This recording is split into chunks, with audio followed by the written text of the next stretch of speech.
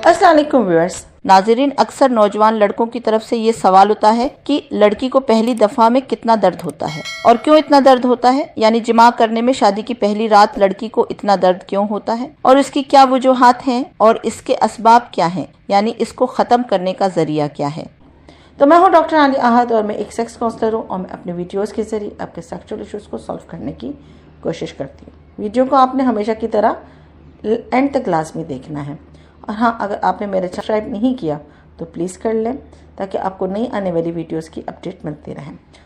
पहली बात तो ये याद रखें कि अल्लाह पाक ने औरत के वजूद में नज़ाकत रखी है और वो ज़रा सी तकलीफ़ को भी बर्दाश्त नहीं कर पाती बिनस्बत मर्द के, क्योंकि अल्लाह पाक ने मर्द को एक ताकत वाला, कुव्वत वाला वजूद बख्शा है। मर्द बड़ी से बड़ी परेशानी और मुश्किलात को भी आसानी से झेल लेता है। उसके अंदर जो भी चीज़ें बर्पा हो रही होती हैं वो जाहिर नहीं करता, जबकि औरत में ये चीज़ नापिद होती है। औरत छोटी से छोटी तकलीफ को भी इस तरह बढ़ा चढ़ा के बयान करती है जैसे कि इसके ऊपर बहुत ज़्यादा जुल्म हो रहा है या फिर वो बहुत तकलीफ में है। और ये कोई ख़राबी या नुक्स वाली बात नहीं, बल्कि अल्लाह पाक ने औरत को नज़ाकत के साथ पैदा किया है और औरत नज़ाकत के साथ ही अच्छी भी लगती है और हुस्न वाली भी लगती है। रही बात ये कि इसके असबाब क्या हैं, अगर पहली रात जब औरत की सील टूटती है यानी पर्दा बकारत टूट रहा होता है और औरत को बहुत ज़्यादा तकलीफ़ होती हो तो इसकी क्या क्या वजूहात हैं।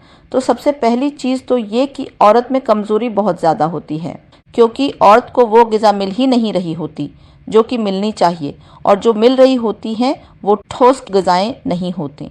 और आजकल तो लड़कियों में, नौजवान नस्ल में वैसे भी ग़िज़ा की किल्लत पाई जाती है। जंक फूड खाना या चाइनीज़ फूड खाना या फिर दूसरी गैर ज़रूरी चीज़ों का इस्तेमाल करना, ये सब खाना उनकी सेहत में से ताकत को कम कर देता है।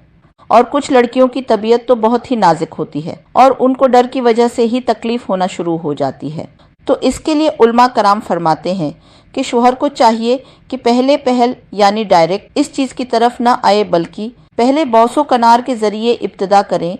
इसके साथ उनसियत, दोस्ती और मोहब्बत वाला मामला रखे ताकि वो भरपूर तरीके से मानूस हो सके और इस चीज़ के लिए खुद तैयार हो।